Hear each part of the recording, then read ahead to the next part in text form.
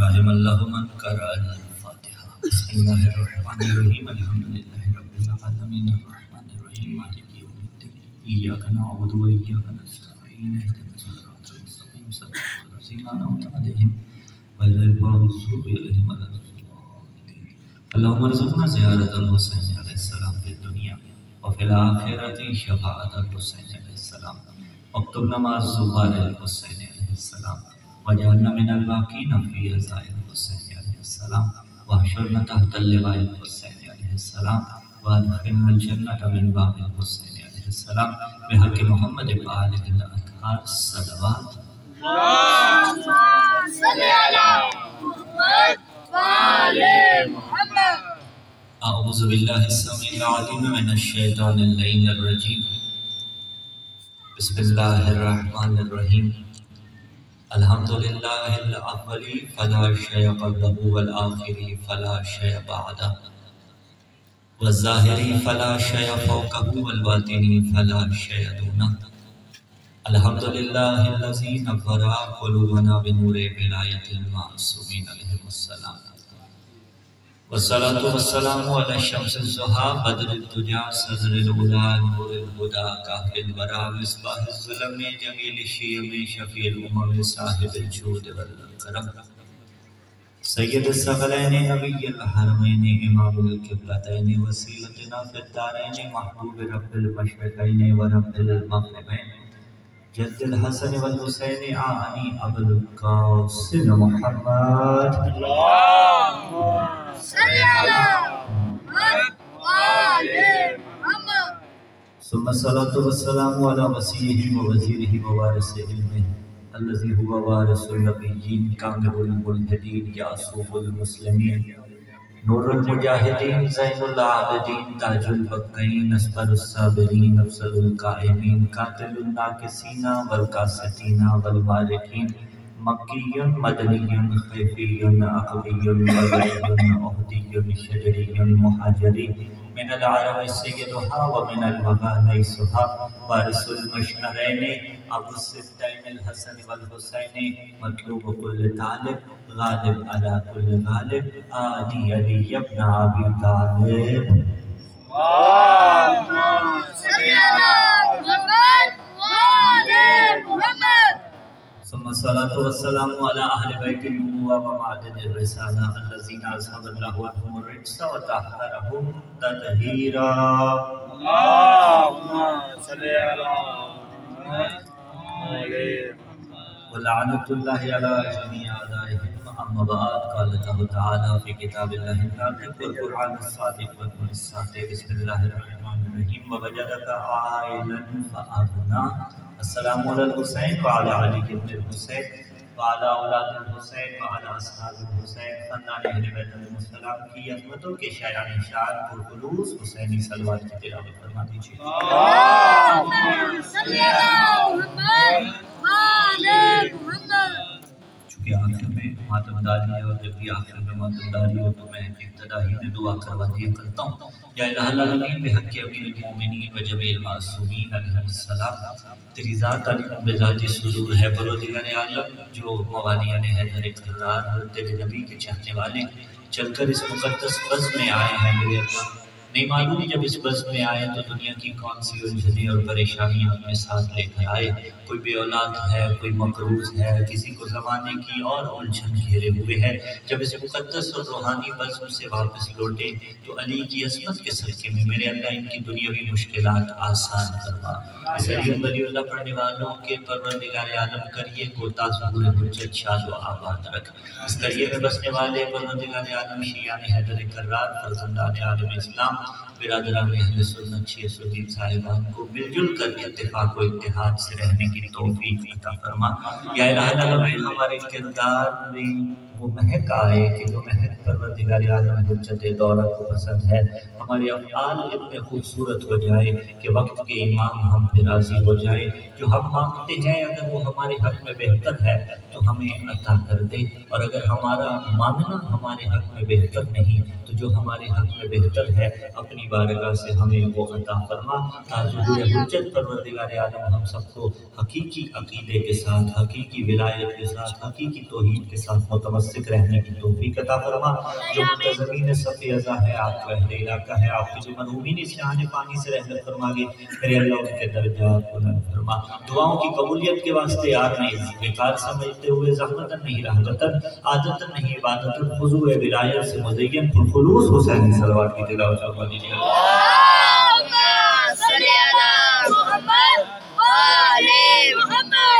सामीन अज़ीम-ए-कार मवालियान हैदर कर्राम मेहमान आ गया था। परवरदिगार आलम का लाख शुक्र कि उसने ज़िंदगी में हम सबको एक मर्तबा ये तौफीक दोबारा अता की कि बेहतरीन महीने में, बेहतरीन सातों में, बेहतरीन मकाम पे हम और आप मौजूद हैं। रिवायात इस बात पर शाहिद है कि बेहतरीन महीना माह मुबारक रमज़ान का महीना है, और इस माह मुबारक रमज़ान की सातें, इसके लहज़ात, इसकी घड़ियाँ, इसका हर पल दूसरे महीनों के गुजरने वाले पल की निस्बत बेहतरीन है। और इस बात पे रिवायत शाहिद है कि बाद खुदा के घर के बाद, मस्जिद के बाद अगर किसी जगह का मकाम है तो वो उस जगह का मकाम मंजिलत खुदा के नज़दीक पसंदीदा है कि जो जगह इंसान को अल्लाह के घर जाने का सलीका सिखाती है, और जिस बज़्म ने अल्लाह की बारगाह में हाज़िरी का ढंग अता किया है, उस बज़्म को हुसैन इब्न अली की मजलिस अज़ा कहते हैं।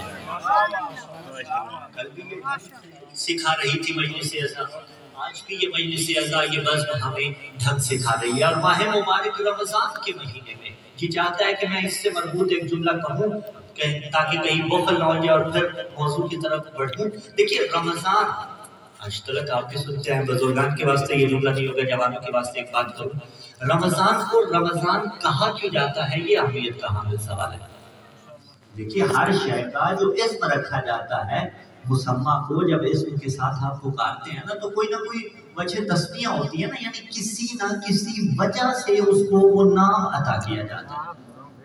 तो रमज़ान को जो रमज़ान कहा गया, रमज़ान निकला है रमाज़ा से, रा-मीम-ज़ा। अगर मैं फर्स्ट टाइम आया होता ना तो फिर जैसे लास्ट टाइम हुआ था, मुझे थोड़ी सी कन्फ्यूजन होती कि नहीं ओपन एयर एनवायरनमेंट है, पता नहीं बात कैसे पहुंचेगी या कैसे नहीं, लेकिन अल्हम्दुलिल्लाह मैं लास्ट टाइम समझ के चला गया कि जो जो यहाँ पे आके बैठ जाता है उसकी तवज्जुहात पूरी पढ़ने वाले की तरफ मरकूज होती हैं, इसलिए अल्हम्दुलिल्लाह जो आ रहे हैं जा रहे हैं वो सिलसिला रहेगा, आप तवज्जुहात हमारी जानिब रखिएगा।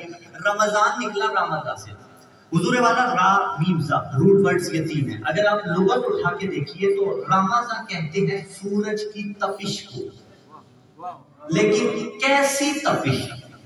एक तपिश आम तपिश होती है, एक तपिश आम तपिश नहीं होती, इससे बढ़ के होती है। देखिए हमारे यहाँ एवरेज टेम्परेचर में थोड़ी देर पहले के अंदर बैठा हुआ चेक कर रहा था आपके सिरों को लेकर टेम्परेचर, तो 38 आ रहा था, तकरीबन 35 सॉरी, ठीक है, यानी 35 डिग्री सेंटीग्रेड आज के दिन आपके यहाँ से दुपुरा में रहा। हमारे इस्लामाबाद में भी तकरीबन इतना था। नॉर्मली कितना जाता है 40 तक, 42, 45, 48, 50 पे चला जाए तो हालत गैर होना शुरू हो जाती है। ऐसे ऐसे इलाके भी हैं जहाँ 50 से ज्यादा होता है, वहां जिंदगी कितनी मुश्किल है। 50-60 पे जाके चीजें जलती नहीं है। अब वो आप जाके गूगल पे सर्च कीजिएगा कि कितनी नहज पे जब टेम्परेचर जाता है तो चीजें जल के राख हो जाती हैं। तकरीबन 100 से ज़ाहिद अगर दर्जे हरारत पहुंच जाए तो चीजें खुद ब खुद जल के राख हो जाती हैं। जरा तसव्वुर कीजिए ना, ये जो 50 डिग्री सेंटीग्रेड होता है, बिल्कुल 200 डिग्री सेंटीग्रेड हो, आपकी खड़ी फसल गंदम की आग पकड़ ले, आपके खड़े तरफ 200 डिग्री सेंटीग्रेड में आग पकड़ ली, तो जो गर्मी वो गर्मी होती है ना जिसमें खड़ी चीजें आग पकड़ लेती हैं, उसे अरबी में रमाज़ा कहते हैं, यानी वो गर्मी के जो जला देती है।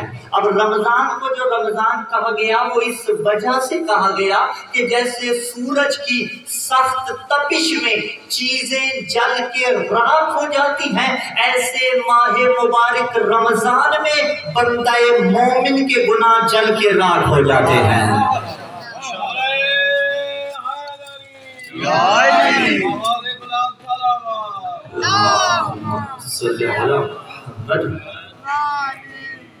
یعنی ایسے بندے مومن کے گناہ جل کے راک ہو رہے ہوتے ہیں ماہ مبارک رمضان میں. اور میں کہتا ہوں اے ولایت والو، تمام عمر اگر سر سجدے میں رکھے رکھو اور شکرن للہ کی تسبیح پڑھتے رہو ولایت والی نعمت پر، تو بھی حق شکر ادا نہیں ہوتا. اس لیے کہ یہ لطف اللہ نے آپ پہ فرمایا اس ماہ مبارک رمضان میں.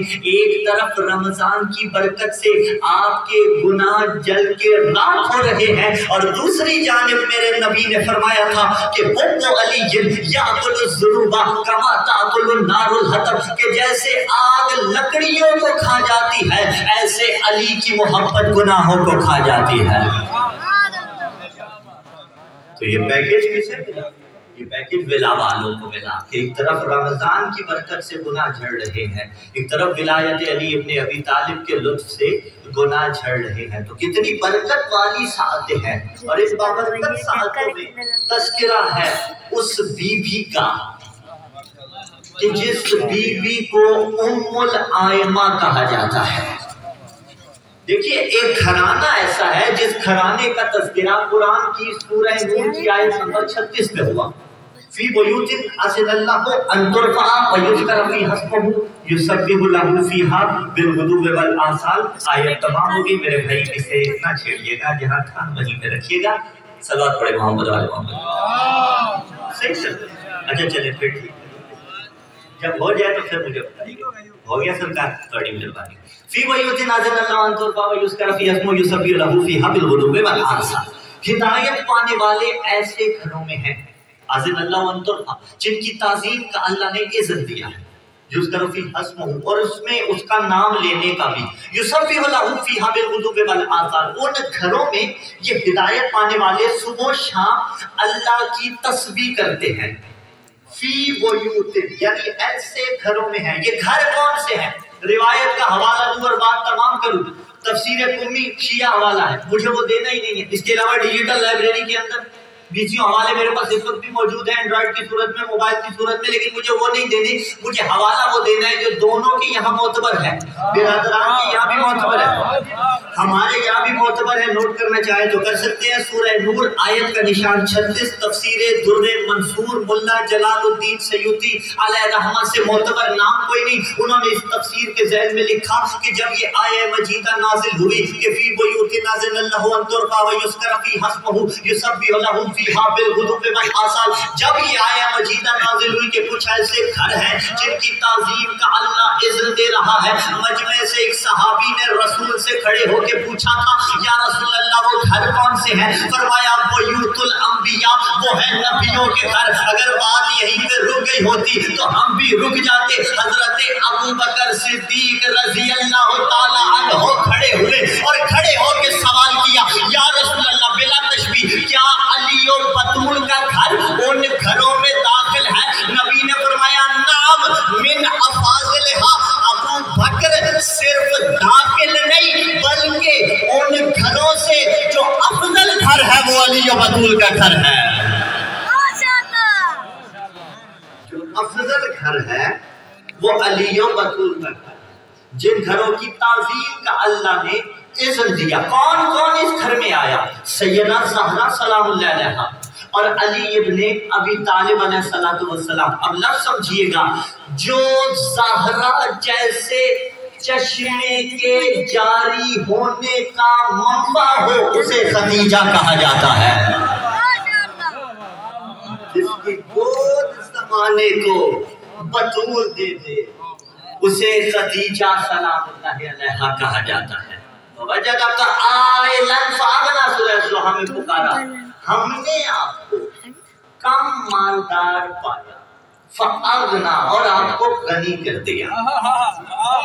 اور ایک جملہ میں یہاں پہ آپ کے پاس امانتاً رکھوانا چاہتا ہوں، تمہید میں آگے چل کے کام آئے گا. مال کا کم ہونا یہ کوئی عیب نہیں ہوتا، یہ کوئی عیب نہیں ہوتا. ٹھیک ہے، مال کا کم ہونا یہ کوئی عیب نہیں ہوتا. آگے چل کے اس پہ بات ہوگی. دیکھیے ہم نے آپ کو کم مالدار پایا تو ہم نے آپ کو غنی کر دیا. متفق علیہ ہے، برادران بھی مانتے ہیں، ہم بھی مانتے ہیں. دولت خدیجہ کی لگی، لیکن مقام فکر یہ دو چیزیں ہوتی ہیں، ایک فعل اور ایک فاعل. فعل جو انجام دیا جا رہا ہو، فاعل وہ جو فعل انجام دیتا ہے. ٹھیک ہے عزیزان دین کا، ہم اور آپ نقص محض ہیں، ہم کمال محض نہیں ہیں۔ جب ہم کوئی کام انجام دیتے ہیں نا، کیا کمال پہ انجام دیتے ہیں؟ ہو سکتا ہے کوئی کہ نہیں یار صاحب آپ نہ کرتے ہو تو نہ کرتے ہو، میں تو کمال پہ انجام دیتا ہوں، میں اس سے بھی اتفاق نہیں کروں گا۔ جو یہ سمجھتا ہے نا کہ وہ کمال پہ انجام دیتا ہے وہ غلطی کرتا ہے۔ ہم جتنا بھی اچھا کر لیں پھر بھی اس کمال پہ نہیں پہنچتا جس کمال پہ ہونا چاہیے۔ کیوں؟ انسان ہے، کہیں نہ کہیں کوئی کوتاہی، کہیں نہ کہیں کوئی کمی، کہیں نہ کوئی کجی رہ جاتی ہے۔ بڑی سے بڑی ایجادات کر لے لیکن پھر بھی کمی رہتی ہے۔ یہ آئی فون کا سلسلہ شروع ہوا تھا یا نہیں شروع ہوا تھا؟ آج دیکھیے 13 پرو میکس تک بات پہنچ چکی ہے، اس سے نیچے آتے رہے، سارے ایک جیسے نہیں، سارے ایک جیسے نہیں، کوئی 50,000 میں بھی مل جاتا ہے، کوئی 70,000 میں بھی مل جاتا ہے، کوئی جا کے 2.5 لاکھ میں ملے گا۔ ٹھیک ہے ہم اور آپ تو سن ہی سکتے ہیں نا بھائی 2.5، 3، 3.25 لاکھ میں جا کے سیل فون ہمیں اور آپ کو ملے گا۔ یہ کیا ہو رہا ہے؟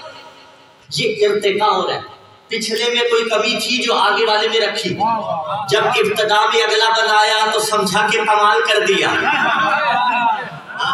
پھر لگا کہ نہیں کوئی کمی تھی، پھر جا کے یہ گاڑیوں کی جنریشن آتی رہتی ہے نا، پچھلے میں کوئی نقص ہوتا ہے پھر اگلی بنا دیتے، اس میں کوئی ہوتا ہے پھر اگلی بنا دیتے۔ بشر کا کام ہی ایسا ہوتا ہے، میں تقریر کر لوں جیسی بھی کر لوں میرا اندر مطمئن نہیں ہوگا، میں کہوں گا کہ اور بہتر کر سکتا تھا۔ انسان جتنا بھی پڑھ لے زندگی میں سوچتا ہے اور بہتر پڑھ سکتا تھا، کاشتکاری کر لے سوچتا ہے اور بہتر کر سکتا تھا۔ جاؤ تاریخ گواہ ہے، عالم اسلام کے علماء اس بات کو تلاش کرو کبھی کسی بشر نے کوئی ایسا کام کیا ہو جو کمال کی منزل پہ پہنچا ہو، نہ ہم نے کیا نہ آپ نے کیا، لیکن کیا کوئی ایسے بشر ہیں کہ جن کا کام کمال کی منزل پہ پہنچا ہوگا؟ اس سے پہلے ایک مثال اور دینا چاہتا ہوں، بشر جب کام کرے تو گنجائش ہوتی ہے، لیکن جب کوئی کام اللہ کرے، آپ کی داد و تحسین، آپ کی دعائیں، آپ کے مسکراتے چہرے اس بات کی دلالت ہے کہ پھر کوئی کمی نہیں رہتی، یعنی وہ کام کو کمال پہ انجام دے دیتا ہے۔ اور اگر کوئی بندہ ایسا کام کرے کہ کما حق حق ادا کر دے تو اللہ اس کے فعل کو اپنا فعل کہہ دیتا ہے۔ اب اللہ کا مزاج یہ تھا، وہ جو کام انجام دیتا ہے پیر پہ انجام دیتا ہے، تو اگر کوئی بندہ بھی ایسا کام انجام دے جس میں نقص کوئی نہ ہو، وہ اس کے فعل کو اپنا فعل کہہ دے گا۔ اسی لیے جب دولت خدیجہ نے لوٹائی تو اسے کہنا پڑا وَوَجَدَكَ عَائِلًا فَأَغْنَىٰ، تیرے پاس مال نہیں تھا ہم نے تجھے غنی کر دیا۔ بالفاظ دیگر توحید اس بات کا اعتراف کر رہی ہے کہ جیسی دولت اسلام پہ خدیجہ نے لوٹائی ہے نہ پہلے کوئی لٹا سکتا تھا نہ اس کے بعد کوئی لٹا سکتا ہے۔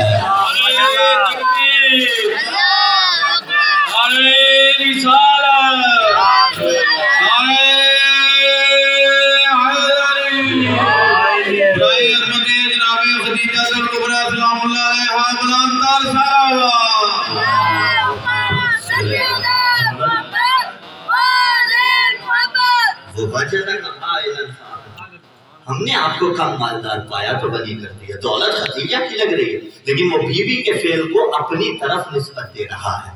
رسول غنی ہے یا نہیں ہے؟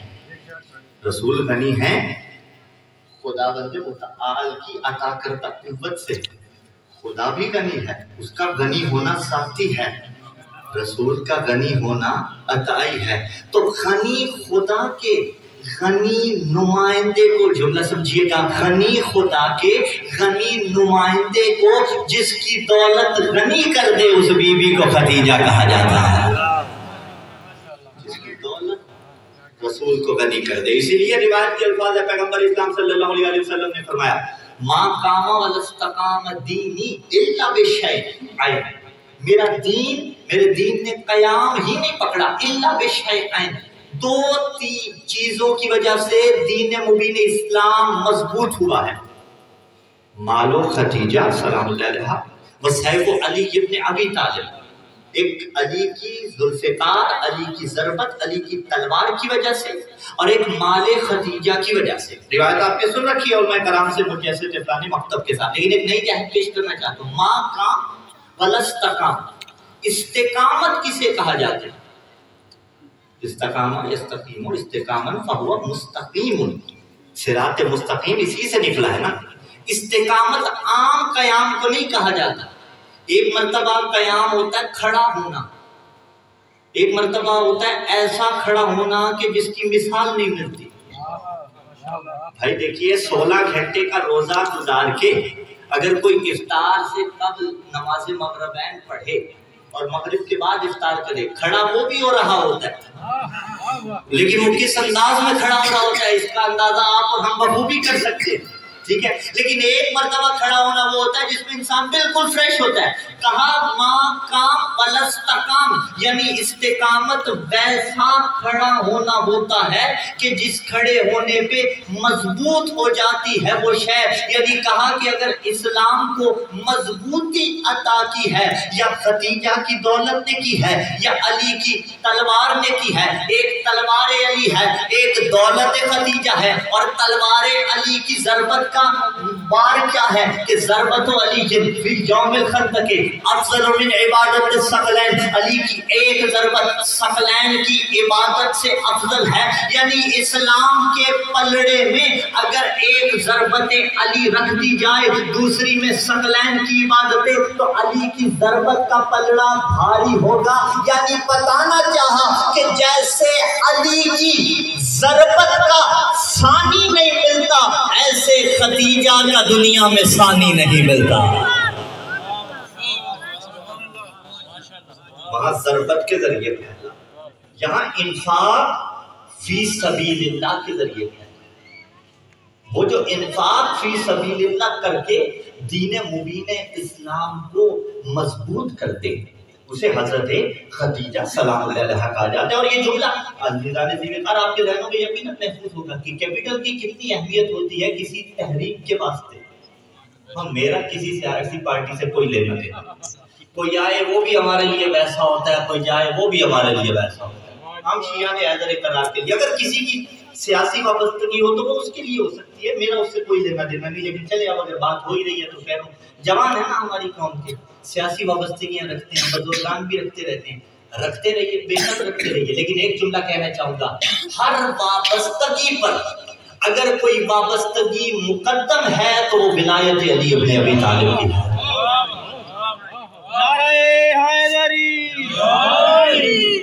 جو بھی لیڈر ہے دنیاوی اعتبار سے، سیاست کے اعتبار سے، وہ اسے مبارک ہو، وہ اسے نظریہ مبارک ہو، لیکن ولایت والے کا حق ضائع نہ ہونے پائے۔ ان سیاسی وابستگیوں میں، ان سیاسی گہما گہمی میں ولایت والے کا حق کہیں پہ ضائع نہ ہونے پائے۔ یہ دیکھیے جو بھی ہوا آپ کے سامنے ہے نا، کیا کیا گیا، کیپٹل لگا یا نہیں لگا؟ بھائی پیسے دیے گئے تو ہی تو بات بنی نا مسئلہ، ٹھیک ہے، میں کسی کی حمایت نہیں کر رہا، کوئی آئے یا جائے، لیکن یہ چند نام تھے جنہیں اپنی طرف بلایا گیا تھا۔ بھائی میں پھر کہہ رہا ہوں، عدم اعتماد کامیاب ہوئی مجھے پھر بھی لینا دینا نہیں، ناکامیاب ہوتی مجھے پھر بھی لینا دینا نہیں، لیکن جو وہاں سے کھینچے تھے وہ دولت کے پل بولتے پہ کھینچے تھے، جاؤ مولانا تم نے بے رخی برتی۔ یہ جو اتنے اسلام قبول کرتے جا رہے تھے، اسلام کیا کیوں قبول تھا؟ بابا جو قرضے معاف کروا کے خدیجہ سے اسلام قبول کرتے رہے وہ اور ہے، اور جس نے دولت لگائی اس خدیجہ کا مقام اور ہے۔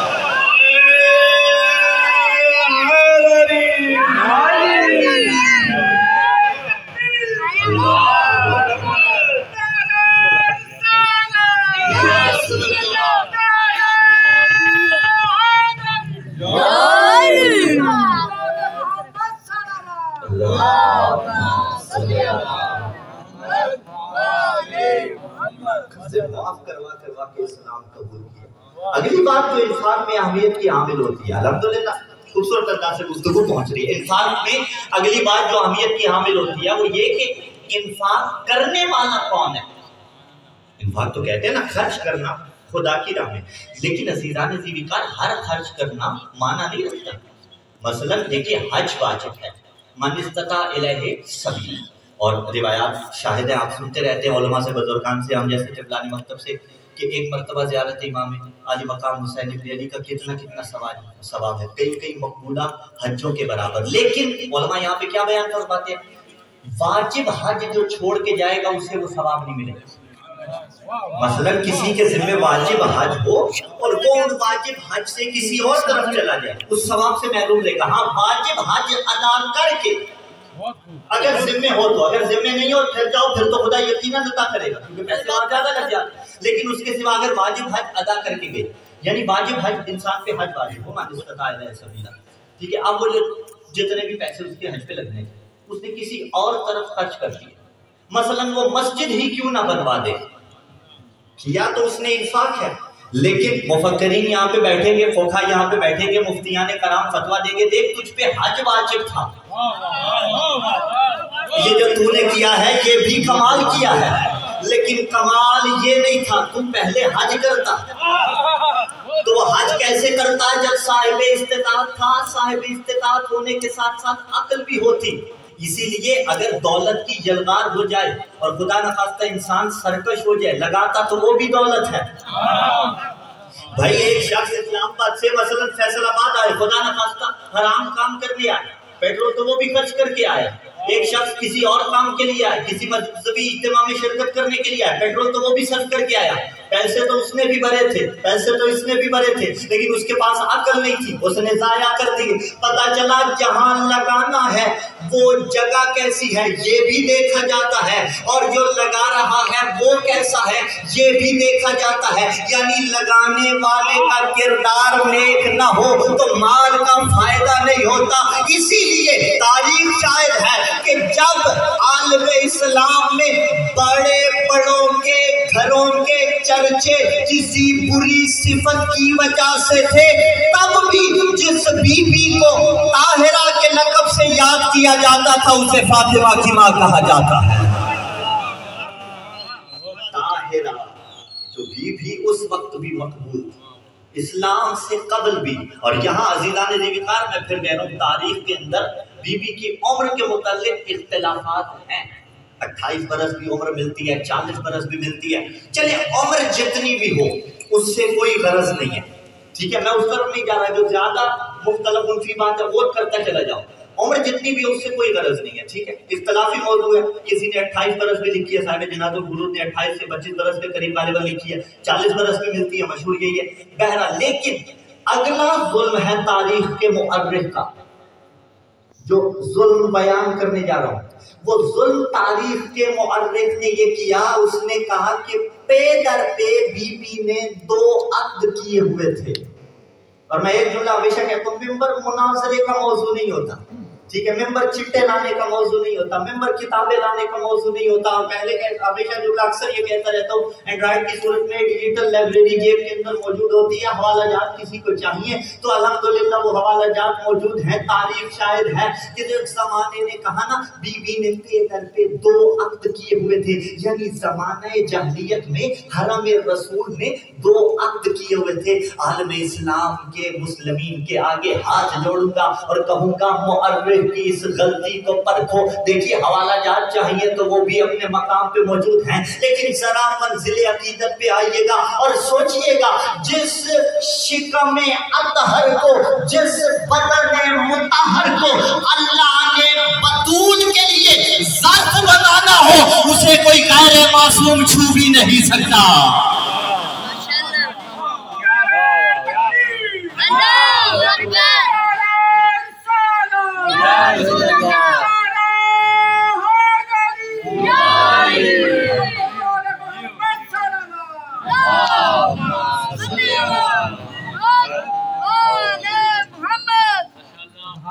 صلوات پڑھ دیجیے، آپ کا بھلا ہوگا۔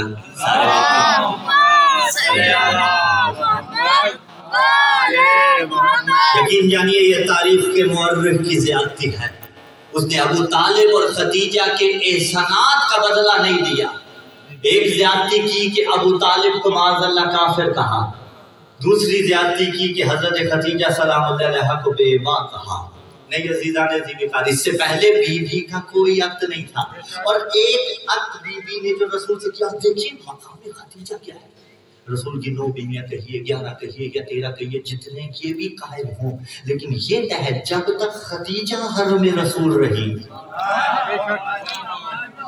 رسول نے کوئی اور عقد نہیں کیا تھا، یعنی توحید کو بھی یہ بات پسند ہی نہیں تھی کہ کوئی خدیجہ کی آ کے ہمسری کرے۔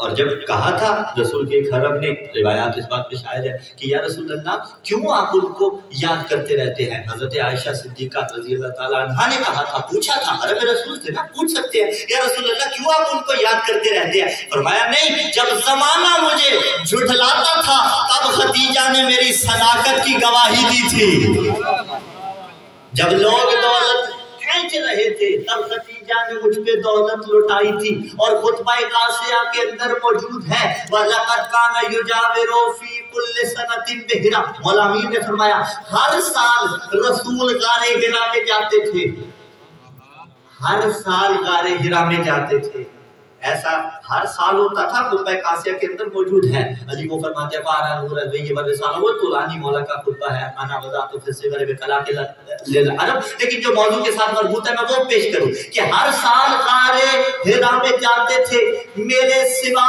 انہیں کوئی نہیں دیکھتا تھا، وَلَمْ يَجْمَعْ بَيْتٌ وَاحِدٌ فِي الْإِسْلَامِ غیر خدیجہ وَأَنَا ثَالِثُهُمَا، اور علی نے فرمایا جب رسول ہر سال کوہ میں غار حرا میں جاتے تھے، میرے سوا کوئی انہیں نہیں دیکھتا تھا، اور اس وقت اسلام جس گھر کی 4 دیواری کے اندر تھا، اس گھر میں ایک رسول تھا، ایک علی حیدر کرار، اور تیسری بیوی جو رسول پہ ایمان لا چکی تھی وہ خدیجہ سلام اللہ علیہ،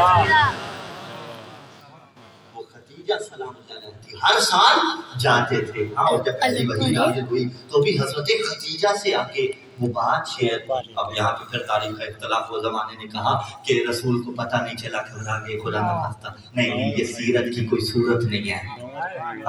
بی بی خدیجہ کے پاس آئے، بی بی پکڑ کے ورقہ بن نوفل کے پاس لے کے گئی، بن نوفل یعنی نوفل کا بیٹا، ورقہ اس کا نام تھا، ٹھیک ہے، ورقہ بن نوفل یعنی نوفل کا بیٹا، خود وہ تھا یہودی، خداوند متعال کروٹ جنت دے، درجات بلند فرمائے، خطیب اہل بیت قبلہ علامہ اظہر حسن زیدی صاحب کے آپ جانتے ہیں ذو معنی جملات بڑے استعمال کیا کرتے تھے، انہوں نے کہا یہ کیسی بات ہے کہ بی بی خدیجہ کو آ کے بتایا، بی بی خدیجہ ورقہ بن نوفل کے پاس لے گئی، انہوں نے کہا کمال ہو گیا، رسول پہ وحی نازل ہو رہی ہے، ورقے کو پتہ چل گیا، خود قرآن کو پتہ نہیں چلا،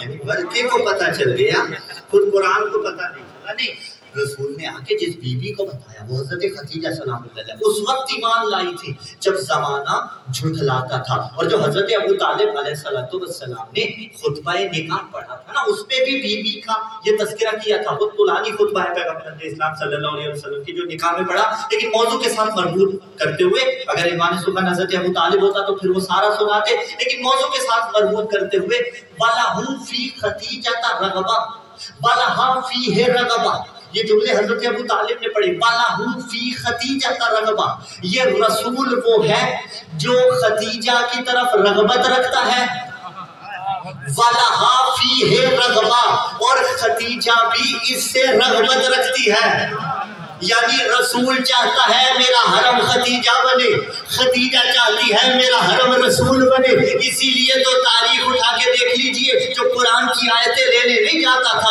اگر محمد سفر میں تھا تو آیت سفر میں آ گئی، اگر عشیر میں تھا تو آیت عشیر میں اتر آئی، اگر غدیر میں تھا تو آیت غدیر میں آ گئی، اگر ممبر پہ تھا تو آیت ممبر پہ آ گئی، اگر میدان میں تھا تو آیت میدان میں آ گئی، وہ آیتیں لینے نہیں جاتا تھا۔ ہاں کچھ چیزیں ایسی تھی کہ جو لینے گیا تھا، ایک بھائی بن کے علی کو لینے گیا تھا، ایک دلہا بن کے خدیجہ کے دروازے پہ گیا تھا، خود گیا تھا چل کے لے، کس وجہ سے؟ وَلَهُ فِي خَدِیجَةَ رَغَبَةٌ، اور یہ رغبت کون سی رغبت تھی؟ یہ رغبت ایمانی رغبت تھی۔ رغبت دیکھیے، رغبت انسان کے اندر پیدا ہو سکتی ہے، اور اسی رغبت کے واسطے شریعت نے نکاح قرار دیا نا، ہے. ہاں جو نکاح نہیں کرتا اس کے اندر رغبت نہیں ہوگی، لیکن سارے نکاح کرنے کی خواہش رکھتے ہیں. کیوں؟ رغبت رکھتے ہیں. لیکن شریعت نے ایک راہ فراہم کی ہے، اور شریعت نے پھر آپ کو چوائسز بھی دی ہیں نا کہ جب کسی زوجہ کا انتخاب کرنا چاہو تو کیسی زوجہ کا انتخاب کرو، نیک کا کرو، بد کا کرو، جس کا بھی کرنا چاہتے ہو تمہارا اختیار ہے. لیکن جب کائنات کا رحمت للعالمین نبی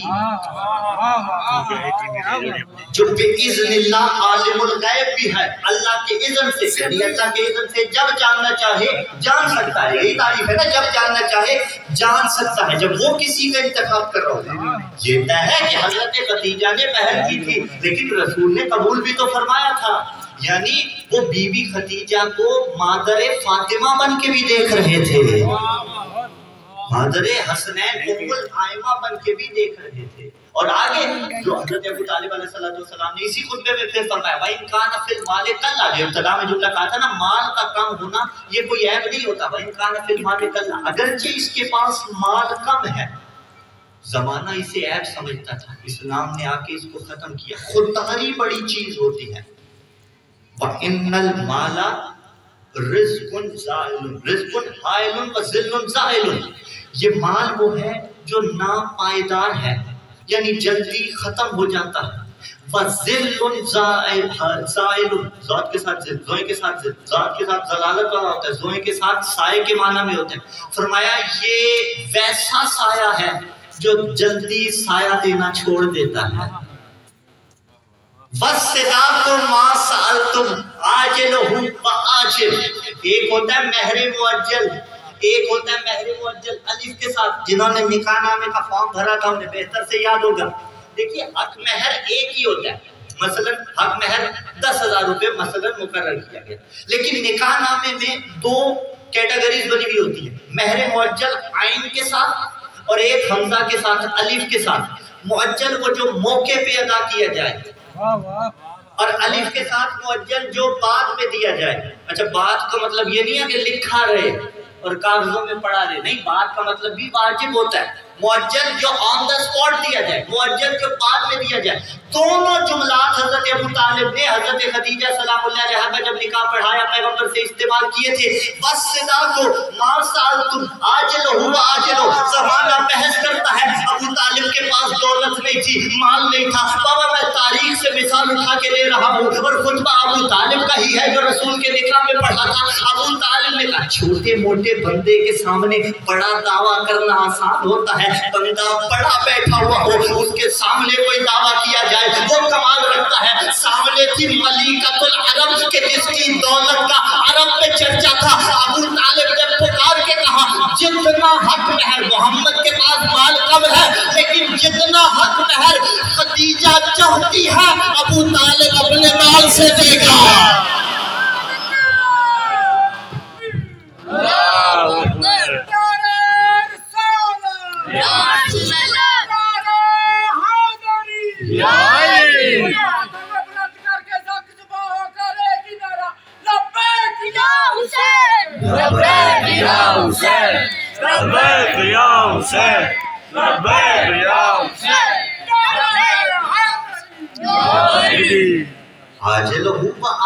جو مال چاہیے ابو طالب دینے کے لیے تیار ہے. یہ خدیجہ سے رغبت رکھتا ہے، خدیجہ سلام اللہ علیہا اس سے رغبت رکھتی ہیں. اور جب آئی ہیں حرم رسول بن کے صلی اللہ علیہ وسلم کا حرم بن کے، تب بھی دیکھیے انفاق میں بھی کمال. ساری زندگی کچھ طلب نہیں کیا.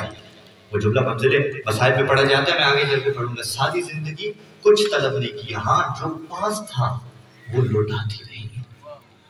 رسول اعظم صلی اللہ علیہ وآلہ وسلم پہ انفاق فی سبیل اللہ کی عملی صورت بی بی خدیجہ سلام اللہ علیہ. اے شیعان حیدر کرام، میرے مزاج تقلب سے آپ بخوبی آشنا. یہاں پہ روکوں گا.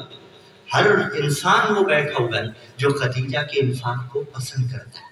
بی بی خدیجہ، میری اور آپ کی جرت ہی نہیں ہے، ہم اس نہج پہ انفاق کر ہی نہیں سکتے. اسلام پہ آیا کر سکتے ہیں یا کٹ نہیں کر سکتے؟ قتل نہیں کر سکتے، لیکن کم از کم واجب ہی تو کر سکتے ہیں. انفاق فی سبیل اللہ. اور دو صورتیں ہوتی ہیں انفاق کی. ایک مرتبہ اللہ نے انسان کو مال دیا، اس مال کا انفاق کیا؟ واجبات ادا کرتا رہے، خمس دیتا رہے، زکوٰۃ دیتا رہے، مستحقین تک پہنچاتا رہے، صدقات دیتا رہے، خیرات۔ ایک مرتبہ خدا نے مثلاً انسان کو انفلوئنس دیا ہے، اس کا انفاق کیا ہے؟ اس کا انفاق یہ ہے اپنے عہدے کا استعمال کر اور غریب کا بھلا کرتا ہوا نظر۔ مثلاً اگر کسی کو خداوند متعال نے اپنی گاڑی سے نوازا، ہمسائے کے پاس خدا نہ خواستہ گاڑی نہیں ہے، تو اپنی گاڑی کا انفاق کیا ہے؟ اپنی گاڑی کا انفاق کیا ہے کہ اگر کبھی اسے ضرورت پڑے کسی ضروری کام کے لیے تو اسے دے دے۔ اپنی دولت کا انفاق بھی ہے۔ حضرت خدیجہ نے انفاق کیا۔ عزیزان ذمکار آئیے سوچتے ہیں 10 رمضان المبارک کی اس مجلس عطا میں، اور پھر میں منزل مصائب کی جانب بڑھ جاؤں گا، ہم کتنا انفاق کر رہے ہیں؟ آیا ہم اسلام پہ لوٹا رہے ہیں؟ پہلا انفاق کا باب ہے خمس۔ دیکھ لیجیے عزیزان ذمکار، میں جملہ اس انداز میں کبھی نہیں کہتا، لیکن مجھے معلوم ہے اگر میں ہاتھ کھڑے کرواؤں نا کہ کون کون اس جہاد سے انفاق کر رہا ہے، تو بہت زیادہ 20 سے جو پورے والوں کی اہمیت کے پیش نظر اگر میں کہوں تو 20 سے زیادہ ہاتھ نہیں کھڑے ہوں گے۔ 20 بھی میں نے شاید بہت مبالغہ کر دیا۔ ہاں عزیزان ذمکار، سوچیے یہ انفاق کی پہلی منزل ہے۔ کیوں؟ خمس، حق سادات، سہم سادات، سہم اماموں پہ علماء سے آپ سنتے رہتے ہیں کس طرح سے کر کے نکالا جاتا ہے، سال کی تاریخ ہوتی ہے، اگر آپ قریب ہیں تو بھی دینا ہے، اگر آپ امیر ہیں تو بھی دینا ہے، یعنی سال کی تاریخ میں۔ آئیے سوچئے کون کون یہ انفاق کر رہا ہے؟ اگر کر رہے ہیں تو حق خدیجہ ادا ہو رہا ہے، اگر نہیں تو اسی تفکر کا نام ہے جسے خدیجہ کا حق ادا کر رہا ہے۔ صلوات پڑھیے محمد و آل محمد۔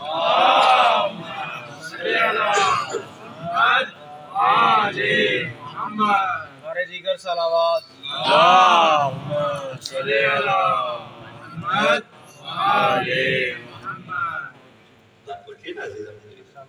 افطار کے بعد تو بیٹھنا مشکل ہوتا ہے، آپ اس کی اندازہ لگا سکتے ہیں، میں تو پھر پڑھ رہا ہوں، تو یہ بھی اتار چڑھاؤ ہوتے رہتے ہیں۔ انفاق فی سبیل اللہ کی پہلی منزل، اس کی راہ میں خرچ کیا جائے۔ انفاق فی سبیل اللہ کی دوسری منزل، واجبات ادا کر کے پھر مستحبات کی طرف آیا جائے۔ انفاق فی سبیل اللہ کی اگلی منزل، جو میرے پاس ہے اس قوت کو مثبت راہ میں لگایا جائے۔ اگر بات پہنچ گئی تو اتنی بلند صلوات پڑھیے کہ مجھے پتہ چل جائے بات پہنچ گئی ہے۔ اللہم صلی علی محمد۔ سب کچھ لٹا دیا خدیجہ نے۔ ایک عزیز نے بھی ہم سے سوال کیا، نہ بھی کرتے تو ہمارا ارادہ تھا اس چیز کو بیان کرنے کا کہ حضرت خدیجہ طبعی طور پہ اس دنیا سے گئی ہے، یعنی بی بی خدیجہ کی وفات ہوئی ہے، لیکن ایک جہد سے شہادت جو کہا جاتا ہے، من مات علی حب ابی محمد مات شہیدہ، اور دوسری جہد جو بیان کی جاتی ہے کہ شیب ابی طالب کی اتنی سختیاں تھیں، 3 سال تک سوشل بائیکاٹ جہاں پہ رہا، درختوں کے پتے کھا کھا کے بھی گزارا کرنا پڑا، وہ سختیاں حضرت خدیجہ سہنے گئیں، تو جیسے بھی دنیا سے گئیں، عزادارو جو تھا لٹا دیا، کسی چیز کی خواہش نہیں کی، جو جملہ فضائل میں کہا تھا کہ مصائب میں دوں گا، ہم ایک چیز کی خواہش کی، وہ چیز کون سی تھی؟ کہا یا رسول اللہ، جس چادر میں وحی نازل ہوتی تھی مجھے اس کا کفن دے دینا۔ میں کہوں گا بی بی کفن کی خواہش کی تھی، کفن مل بھی گیا تھا، ایک کفن جنت سے بھی آ گیا تھا، تو یہ دستور تو ملا کہ جب آل محمد کفن مانگتے تھے مل جاتا تھا، لیکن کربلا کا میدان تھا، سجاد کو کسی نے کفن نہیں دیا کہ سجاد بابا کو اجرکم اللہ اجرکم اللہ دیتے آئیے گا پرسازدار ہو۔ قیامت کا دن یہ گزرا تھا، یہ جو پچھلی رات گزری قیامت کی رات گزری، زہرا کی یتیمی کا اعلان ہے، اور میں نے یہ عرفن یتیمی کہا اس لیے کہ یتیمی تو تب آتی ہے جب باپ دنیا سے چلا جائے، لیکن اگر ماں خدیجہ جیسی ہو تو پھر بھی یتیمی کا موسم آ جاتا ہے، اور جس کی بطول جیسی بیٹی تھی۔ اور عزادارو، حضرت خدیجہ جب رسول रसूल को पत्थर लगते थे ना, इस बीबी का एहसान देखो, बीबी आगे बढ़ के वो पत्थर खुद भी सहती थी। और एक वाकया ऐसा है कि जब रसूल को पत्थर लग रहे थे, बीबी ने पत्थर सहे। मैंने कहा या रसूल अल्लाह, आज आपको पत्थर लग रहे हैं। बीबी आगे बढ़ी और पत्थरों को सह लिया, लेकिन करबला का मैदान होगा, हुसैन इब्ने अली तन्हा होगा, कोई तीर मारेगा, कोई नेज़ा मारेगा, कोई तलवार मारेगा, कोई पत्थर मारेगा, कोई आगे बढ़ के रोकेगा नहीं। हाथ दिलाए ज़ैनबिया पे खड़ी बहन देख रही होगी। अजरकुम अल्लाह, अजरकुम अल्लाह। वो बीबी जब पत्थर लगते थे आगे आ जाती थी, और जब घर में ले आएंगे रसूल को लेके पत्थर खाते खाते, तो इन जालिमों से कहा था, जब ये घर में दाखिल होने लगे, हजरत खदीजा ने कहा तुम्हारी गैरत को क्या हो गया है, एक मजदूर के घर में दाखिल होगे, एक मजदूर पे हमला करोगे। इन्होंने इससे आगे हमला नहीं कहा किया। मैं कहूँगा बीबी, आज आपने कहा मजदूर के घर पे हमला न करो, ये वापस चले गए, लेकिन वो आपकी बेटी थी जो कहती रही मदीने वालों से, वो इस घर में हसनैन रहते हैं, जाओ वापस चले जाओ। और मेरा बाबा मारा गया, लेकिन इन जालिमों ने आग जला दी पतूल पे दरवाजा। अजरकुम अल्लाह, अजरकुम अल्लाह। करते आइएगा, तैयारी देते आइएगा पुरसा। इस बीबी ने बचाया था, एक ख्वाहिश की थी, या रसूल अल्लाह मुझे कफन दीजिएगा। कफन मिल गया, अज़ादारों रूह परवास कर गई, जन्नत मुअल्ला में रसूल दफन करके आ गए। और जब वापस घर आए हैं ना, फातिमा परेशान है, बीबी को बीबी की माँ नहीं मिलती। अब अज़ादारों एक नफ्सियाती जुमला कहूँ, अल्लाह न करे किसी माँ का आखिरी वक्त हो, उसकी एक बेटी हो, वो क्या वसीयत करेगी कि मेरा जितना मालो ज़र है वो सारा मेरी बेटी को दे देना और मेरी बेटी का ख्याल रखना। क्या ख्याल है अज़ादारों, खदीजा ने ज़हरा का ख्याल रखने का न कहा होगा? अरे कहा था, यही तो वसीयत की थी, अरे ज़हरा का ख्याल रखिएगा। लेकिन मैं कहूँगा बीबी, कैसे ख्याल रखा गया? एक लईन ने तमाचा मारा, एक ने दरबार में झुटलाया, कोई जालिम ताज़िया ने अजरकुम अल्लाह, अजरकुम अल्लाह बीबी को दफन करके आगे जन्नत मुअल्ला में। अज़ादारों एक जुमला कहूँगा, माँ और बेटी में एक चीज मुश्तरक है कि जब 1925 के अंदर जालिमों ने मिसमार किया था ना, तो सिर्फ बकी को मिसमार नहीं किया था, जन्नत मुअल्ला को भी मिसमार किया था। अरे माँ की कब्र भी मिसमार की गई, बेटी की कब्र भी मिसमार की गई। लेकिन मैं हाथ जोड़ के अर्ज करूंगा, ऐ बीबी खदीजा, आपकी कब्र मिसमार हुई, आपको किसी ने कुछ न कहा, लेकिन बतूल की कब्र भी मिसमार, बतूल की पसलियां भी टूटी। अजरकुम अल्लाह, बतूल की पसलियां भी टूटी। बस अज़ादारों रसूल दफन करके आ गए। जब दफन करके आए हैं, ज़हरा को चैन नहीं मिलता है, और मेरी माँ दुनिया से चली गई, और मेरे दुखों की साथी दुनिया से चली गई। रसूल ने कहा है बेटी, जिब्राइल ने मुझे बशारत दी है, तेरी माँ जन्नत में बड़े अच्छे घर में है। बस ये जुमला कहना था, ज़हरा को कुछ चैन मिल गया। मैंने कहा आले मोहम्मद के यतीमों के साथ ये बर्ताव तो समझ में आता है कि यतीमा को बताया जाए, और तेरी माँ किस हाल में है। ये खदीजा की यतीमा थी, ये रसूल की यतीमा थी, लेकिन हुसैन की यतीमा को किसी ने बताया तेरा बाबा किस हाल में है। जालिम ने ऐसा तमाचा मारा, अरे जमीन पे। मातम खदीजा, मातम हुसैन, मातम ज़ैनब।